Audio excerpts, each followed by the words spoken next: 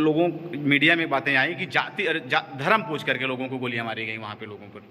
या किसी यूट्यूबर ने नहीं कहा जो उस घटना को दिखाने का काम करते हैं, या जो गोदी मीडिया है, अर्णव गोस्वामी हो, रूबिका लियाकत हो, चाहे चित्रा मित्रा त्रिपाठी हो, चाहे वो अंजना ओम कश्यप हो, इस तरह के लोग जो भारतीय जनता पार्टी के भाण मंडली के नर्तक और नर्तकियां हैं, जैसे मदारी गांव में आता है, डमरू बजाता है, बंदर और बंदरिया को नचाता है।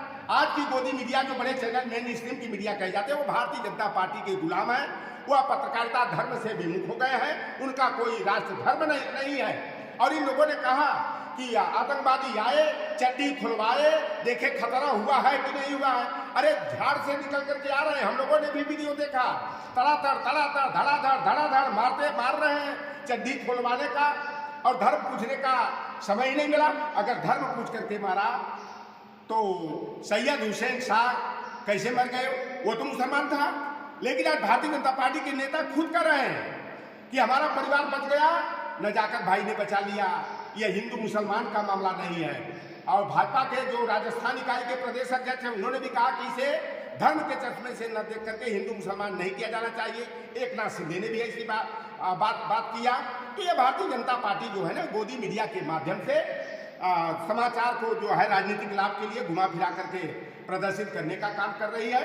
अंतर इतना था कि मारने वाला पाकिस्तानी मुसलमान, बचाने वाला हिंदुस्तानी मुसलमान, मारने वाला भी इस्लाम धर्म को मानने वाला और बचाने वाला भी इस्लाम को मानने वाला। बस अंतर इतना है कि मारने वाला पाकिस्तानी, बचाने वाला हिंदुस्तानी। सर, कल देश में मॉक ड्रिल होने जा रही है, इस बार आतंकवादियों पर क्या असर पड़ेगा? अरे तो दावा करते थे भाई कि मैं कराची तक जो है कि सेना भेज करके जो है कि कराची तक घुस करके के मारेंगे, एक सर के बदले 10 सर लाएंगे। और 13 दिन हो गया मॉक ड्रिल कर रहे हो, देश को बेवकूफ बनाने का आप काम कर रहे हो। तो यह उत्तर जो मोदी जी हैं, यह सिर्फ और सिर्फ bunch of thought we are our nation who define की नीतियों को लागू करके बाबा साहब भीमराव अम्बेडकर के संविधान के तहत विश्व का जो सबसे मजबूत, सबसे सुंदर जो लोकतांत्रिक व्यवस्था बनाई गई है और विश्व का सबसे अनोखा हमारा भारतीय संविधान है, यह संविधान को खत्म करके मनुस्मृति के विधान को लागू करना चाहते हैं। लोकतंत्र को तहस नहस करके राजतंत्र स्थापित करना चाहते हैं भारतीय जनता पार्टी और आरएसएस का यही मकसद है। और यह केवल जो है ना कि मॉक ड्रिल करा करके जनता का ध्यान असल मुद्दे से हटाने का काम कर रहा है। और आप समझ लो कि ये बैकफुट पर आ गए, इसलिए जो नहीं चाहते थे, किस चीज का ये विरोध करते थे, वह उस चीज पर आज आ गए हैं कि आज जिस चीज का कहते थे इससे नफरत पैदा होगी, इससे जो है कि जाति टकराव पड़ेगा, सांप्रदायिक सौहार्द बिगड़ेगा। आज भारतीय जनता पार्टी के लोग वही स्वागत कर रहे हैं। सर, जाति जनगणना होने जा रही है, पहले भारतीय जनता पार्टी इसका जाति जनगणना का विरोध करती थी, ऐसी क्या बात हुई, ऐसा क्या मजबूरी रही इनको जाति जनगणना कराने का निर्णय लेना पड़ा भारतीय जनता पार्टी को? देखिए, भारतीय जनता पार्टी के पूर्व राष्ट्रीय अध्यक्ष, वर्तमान में सड़क परिवहन मंत्री नितिन गडकरी ने कहा था जो जाति जनगणना की बात करेगा उसके ऊपर लात पड़ेगा। योगी आदित्यनाथ और केशव प्रसाद मौर्य कहते थे कि जातिगत जनगणना से जातीय नफरत पैदा होगी, सांप्रदायिक सद्भाव जो है कि हमारा बिगड़ जाएगा, नफरत की राजनीति, नफरत की भावना पैदा होगी। भारतीय जनता पार्टी एक गलती को छिपाने के लिए दूसरा काम कर देती है। पुलवामा की घटना हुई, इन्होंने कहा कि राष्ट्रीय पिछड़ा वर्ग आयोग को हमने संवैधानिक दर्जा दे दिया, तब ये इन्होंने नित्यानंद राय को, हुकुमदेव नारायण यादव को, अशोक यादव को, लक्ष्मी नारायण यादव को, भूपेंद्र यादव को, डॉक्टर सुधा यादव को, नित्यानंद राय को, ऐसे जो यादव समाज के पिछड़े वर्ग के नेता थे, धर्मेंद्र प्रधान को आगे करके कहा कि भारतीय जनता पार्टी ने सदियों पुरानी, कई साल की, कई दशकों पुरानी पिछड़ों की मुराद को पूरी कर दिया। लेकिन बाद में मालूम हुआ कि राष्ट्रीय पिछड़ा वर्ग आयोग को जो संवैधानिक दर्जा दिया गया वह सभेद हाथी साबित हुआ। और आरएसएस नियंत्रित भाजपा का चरित्र है ना कि हाथी के दांत खाने के कुछ और, दिखाने के कुछ और आप देख लीजिए, आज पहलगाम की घटना हुई, सरकार बैकफुट पर आ गई और गोदी मीडिया ने पर्दा डालने का प्रयास किया। लेकिन आज जो असली पत्रकारिता हमारे यूट्यूबर साथी कर रहे हैं, डिजिटल प्लेटफॉर्म, सोशल मीडिया चलाने वाले साथी कर रहे हैं, उन्होंने जनता के सामने सच समाचार को परोसने का, उनकी आंख पर जो पट्टी बंधी थी हिंदू मुसलमान भारत पाकिस्तान की, वह पट्टी हटी है। और सरकार जो है अपनी जवाबदेही से भाग रही थी। ऐसे मौके पर जो भाजपा का आरएसएस नहीं चाहती थी कि कभी हम जातिगत जनगणना कराएं ताकि दूध का दूध और पानी का पानी हो जाए। आप बिहार की जनगणना देखिए, कोई कहता था हमारी आबादी 10%, कोई कहता था 12%, कोई कहता था 13%। और ये 12%, 13%, 8%, 7% कहने वालों की जब जनगणना की रिपोर्ट आई तो इनकी औकात 10.57 सभी मिला करके जितनी सवर्ण जातियां हैं 10.57 हो गई। तेलंगाना की कांग्रेस सरकार ने जनगणना रिपोर्ट 15 दिन पहले उजागर किया, 1 महीना पहले, वहां पर सवर्णों की आबादी 10% के अंदर आ गई। कर्नाटक की सरकार ने जातिगत आंकड़े प्रस्तुत किए, जनगणना करा करके आबादी इनकी जो है 4% आ गई। अब ये जानते थे कि ओबीसी की जनसंख्या जान जाएंगे तो ये बलशाली हो जाएंगे, और हम लोग बाबू जगदेव प्रसाद कुशवाहा को अपना आदर्श मानते हैं। बाबू संविधान निर्माता बोधिसत्व बाबा साहब डॉक्टर अम्बेडकर में आस्था रखते हैं, अपना भगवान हम लोग मानते हैं। और बाबू जगदेव प्रसाद कुशवाहा ने कहा था कि 100 में 90 शोषित है, 90 भाग हमारा है, धन धरती और राजपाट पर 90 भाग हमारा है, 10 का शासन 90 पर नहीं चलेगा, नहीं चलेगा। इस बात को हम लोग भी कहते थे कि जब कछुआ घड़ियाल मगरमच्छ की, शेर भालू बंदर की,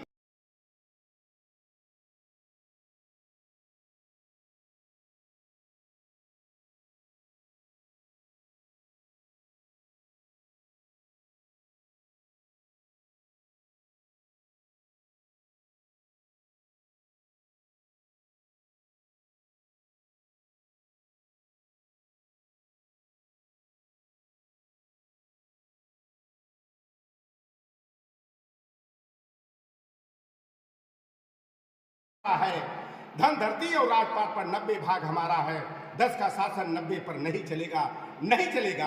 इस बात को हम लोग भी कहते थे कि जब कछुआ घड़ियाल मगरमच्छ की, शेर भालू बंदर की, खच्चर और घोड़ा की गणना कराते हो, यहाँ तक कि दिव्यांग और हिजड़ों की जनगणना कराते हो, तो है आरएसएस भाजपा वालों, ओबीसी की जनगणना रिपोर्ट उजागर करने में तुम्हारे पिछवाड़े लाल मिर्ची क्यों लगती है, तुम्हारा पिछवाड़ा क्यों गीला हो जाता है? तो पहलगाम के मुद्दे पर से ध्यान हटाने के लिए, अपनी कमियों को छिपाने के लिए, अपने सैन्य शक्ति की कमजोरी पर पर्दा डालने के लिए इन्होंने दिल पर पत्थर रख करके अंदर तो कुछ और है, बाहर कुछ और है, यानी कि जो इनकी मंशा सही नहीं है, ये सामाजिक न्याय नहीं देना चाहते, केवल राजनीतिक लाभ लेने के लिए और अपनी कमी पर पर्दा डालने के लिए जातिगत जनगणना का निर्णय लिए। अगर वाह हो सकता है कि मोदी जी ओबीसी का अपने को बताते हैं, उनकी अंतरात्मा जागृत हो गई हो, जमीर जिंदा हो गया हो, तो ईमानदारी पूर्वक जो है कि जातिगत जनगणना होनी चाहिए। लेकिन एक है, रामविलास पासवान हमारे बड़े भाई थे और उनकी शादी 83 में हुई, और चिराग पासवान जो अपने को उनका बेटा बताता है, वो उसका जन्म 82 में हुआ। तो भैया शादी पहले होती है कि बच्चा पहले पैदा हो जाता है? और वह व्यक्ति का कल बयान मैंने देखा, कहा कि जातिगत जनगणना तो हो लेकिन आंकड़े उजागर न किए जाए, तो ये जातिगत जो जनगणना हो ईमानदारी से।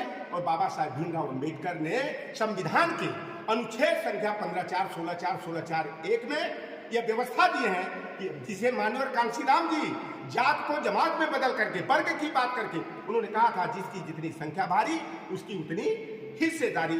तो हम लोग संविधान के अनुच्छेद 15(4), 16(4)(1) के तहत हम चाहते हैं कि जातिगत जनगणना हो। कार्यपालिका विधायिका में एसटी को आरक्षण है, ओबीसी को भी कार्यपालिका के साथ विधायिका में समानुपातिक आरक्षण कोटा हो, और ओबीसी SC ST हमारे पीडीए को न्यायपालिका में भी आरक्षण मिले। और यहाँ तक कि आउटसोर्सिंग और संविदा की जो भर्तियां होती हैं उनमें भी जो है हमारे पीडीए के लोगों को जो है जनसंख्या के अनुपात में प्रतिनिधित्व मिला। सर 2027 के विधानसभा चुनाव लेकर के क्या तैयारियां हैं, और समाजवादी पार्टी पूरी मजबूती से जिस तरह से अपने पीडीए फार्मूला को आगे करके लोकसभा का चुनाव लड़ा है, और भारतीय जनता पार्टी के लोग योगी आदित्यनाथ हो चाहे केशव प्रसाद मौर्य हो, चाहे एक वो हमारा अंगुली पकड़ करके समाज में चलने वाला, समाज को बेचने वाला, कोई ऐसा सगा नहीं संजय निषाद ने जिसको ठगा नहीं, वह हो चाहे पलटू राम फिर का साधु भाई ओम प्रकाश राजभर हो, ये दावे करते थे कि 80 में 80, 80 में 79, 80 में 78 सीट जीतेंगे, पीडीए को खत्म कर डालेंगे। हमारी समाजवादी पार्टी ने अपने पीडीए के तहत इंडिया गठबंधन को 43 और अखिलेश यादव के नेतृत्व में अब तक की समाजवादी पार्टी ने ऐतिहासिक जीत हासिल करते हुए 36 सीटें जीत 37 सीटें जीता, देश की तीसरी सबसे बड़ी पार्टी और उत्तर प्रदेश की नंबर 1 पार्टी बनाए हैं।